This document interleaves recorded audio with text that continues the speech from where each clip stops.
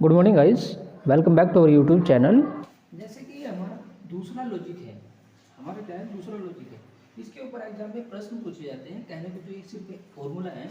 इसी के ऊपर क्या हम लोग आज तक क्या पढ़ते हैं, लोग बेस 10 पर 10 की वैल्यू क्या रही होगी 1। वो इसी पेज पर पढ़ते हैं और इसी पेज पर एसएससी में क्वेश्चन पूछे जाते हैं।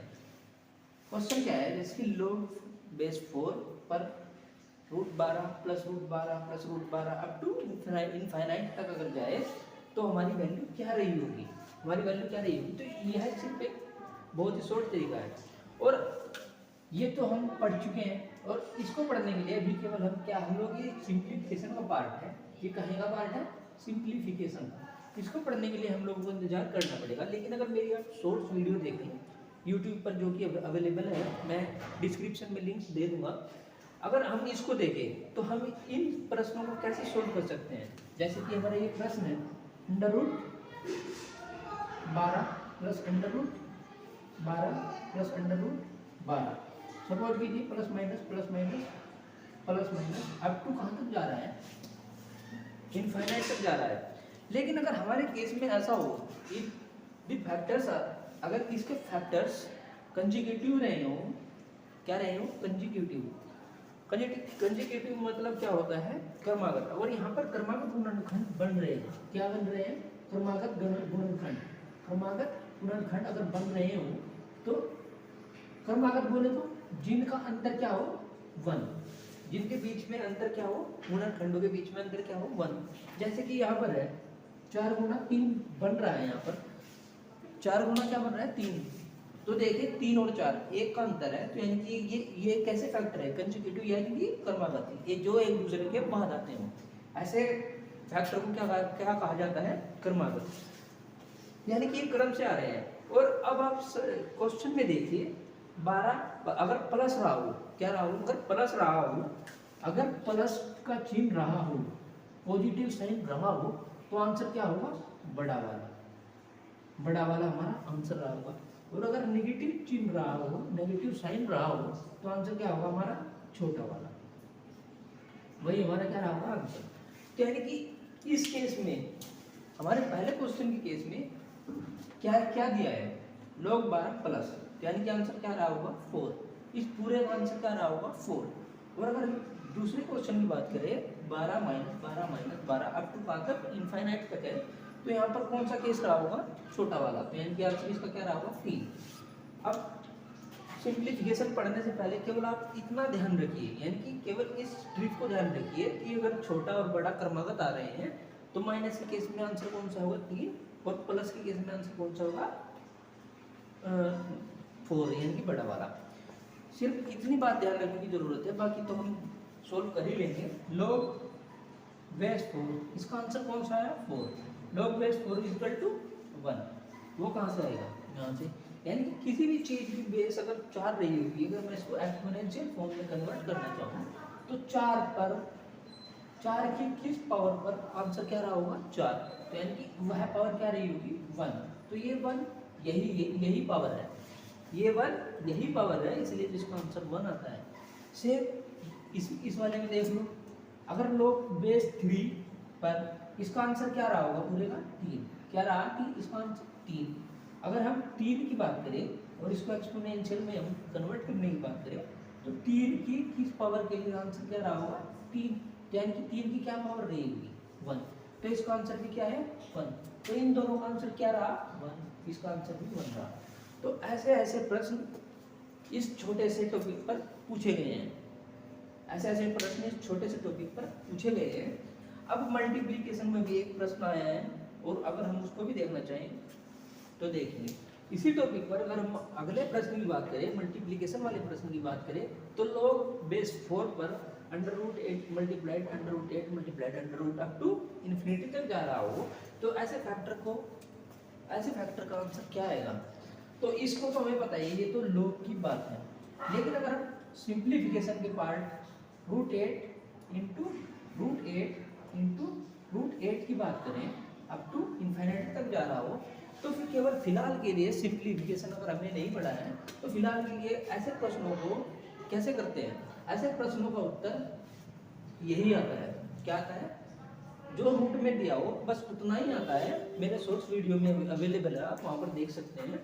तो फिलहाल के लिए ध्यान रखिए कि जो भी आंसर क्वेश्चन में दिया हो वही हमारा आंसर आता है। log base 4। अब इस पूरे का आंसर अभी हमने थोड़ी देर पहले क्या समझा, 8। अगर इसको मैं 8 लिख दूँ, अगर इसको मैं 8 लिख दूँ, तो अब हमको इसका आंसर निकालना है। तो इसका मतलब होता है कि अगर मैं कोई बेस रही हो मेरी 4 की किस पावर के लिए आंसर मेरा क्या रहा होगा, 8। 4 की किस पावर के लिए आंसर मेरा क्या रहा होगा, 8। अगर मैं इसको सपोज कीजिए x मान लूँ, सपोज कीजिए इसको मैं x मान लूँ, तो यानी कि ये 2 raise to the power 2x हो जाएगा, equal to 2 raise to the power 3 रह जाएगा। और हमको पता है अगर बेस सेम हो तो पावर भी इक्वल होती है, तो यानी कि 2x इक्वल टू 3। तो x का मान क्या आ गया, 3/2। तो यानी कि x के किस मान के लिए log बेस 4 पर 8 की वैल्यू क्या रही होगी, 3/2 रही होगी। तो इन प्रश्नों को ऐसे सोल्व किया जाता है। हमने 2 कंडीशन पढ़ी। पहली कंडीशन है log बेस a पर n की वैल्यू क्या रही होगी, b, जहाँ पर b की कंडीशन क्या है, 0 से हमेशा बड़ा होना चाहिए। और a की कंडीशन क्या है, a हमेशा 0 से बड़ा और कभी भी a के बराबर नहीं होना चाहिए। इस कंडीशन पर भी प्रश्न आते हैं।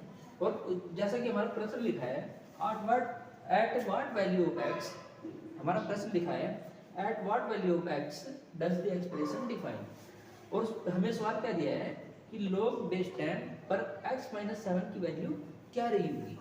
तो यानी कि b क्या रहा होगा।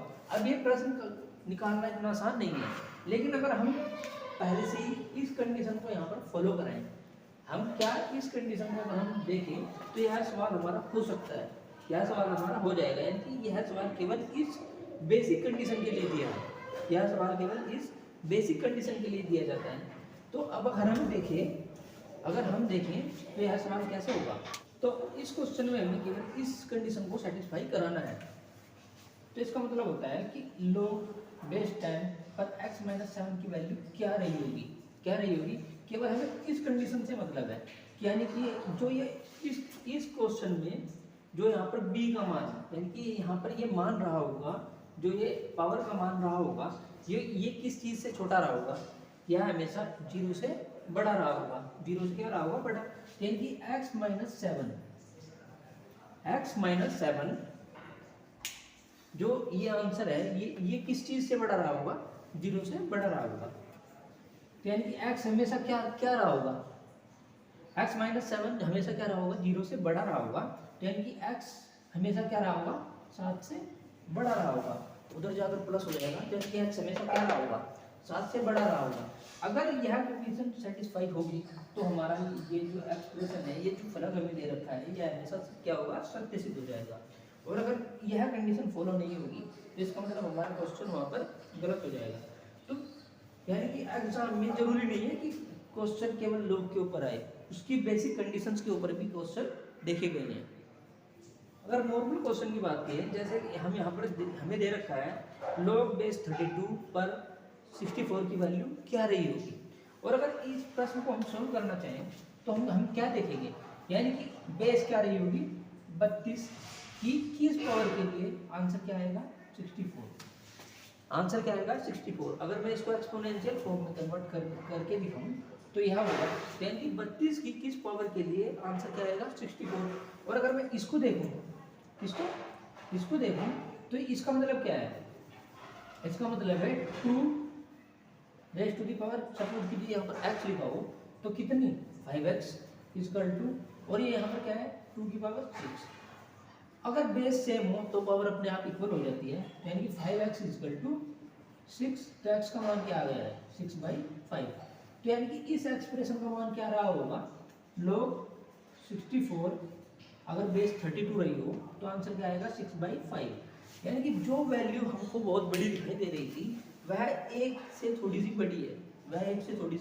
बड़ी है, यानी कि इतनी छोटी वैल्यूज बना दिया है इसको।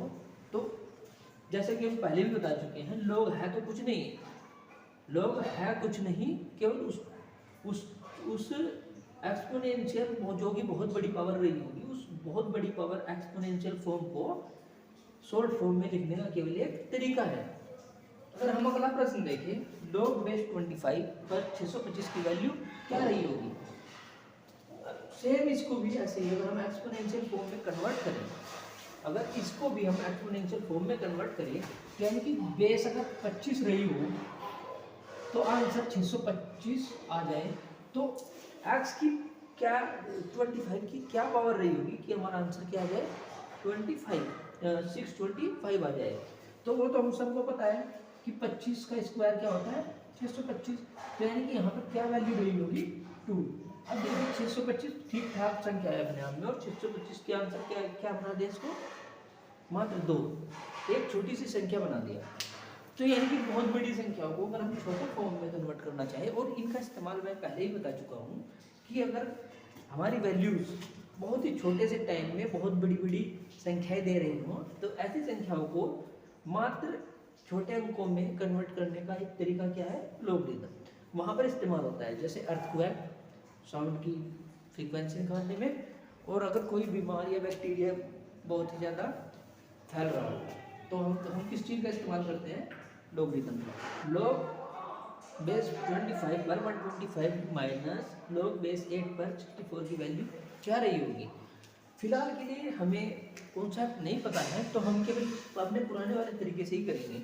जैसे कि अभी अभी हमने देखा कि अगर log बेस 25 रही हो, बेस अगर क्या रही हो 25, तो इसको हम कैसे चेंज करते थे, 25 की पावर क्या रही होगी x पर, अगर हमें आंसर क्या लाना है 125, तो हम कैसे करेंगे, तो यानी 5 की पावर 2x मतलब 25 का स्क्वायर, और ये क्या रहा होगा 5 की पावर 3, यानी कि x का मान यहाँ पर क्या रहा है 3/2, यानी कि इस पोर्शन का मान क्या आ गया है 3/2, value of this portion is become 3/2। और ऐसे ही इसको सोल्व कर लीजिए, इसको सोल्व करने पर क्या आएगा, यानी कि सेम 8 की क्या पावर रही होगी कि हमारा आंसर क्या आ जाए 64, क्या आ जाए 64। तो ये तो बहुत सिंपल है, अटोटी 64, यानी कि क्या क्या मान रहा होगा, इसका मान क्या आ गया 2, तो हमारा आंसर क्या आ रहा है, हमारा आंसर आया -1/2, हमारा आंसर सिंपल 1/2 है। और इसी फैक्टर को अगर हम आगे देंगे, इसी फैक्टर को केवल एक फॉर्मूले के तौर पर भी समझा जा सकता है।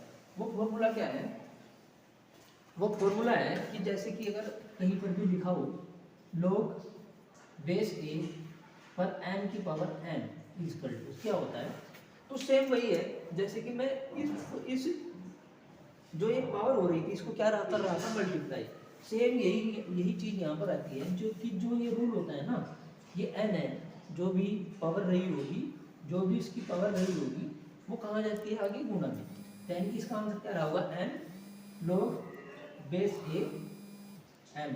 अब हमें इसका मान निकालना पड़ेगा, तो ये सिंपल चीज़ यही है जो हम फिलहाल सॉल्व कर रहे थे बिना किसी फॉर्मूले के लंबे रूप से।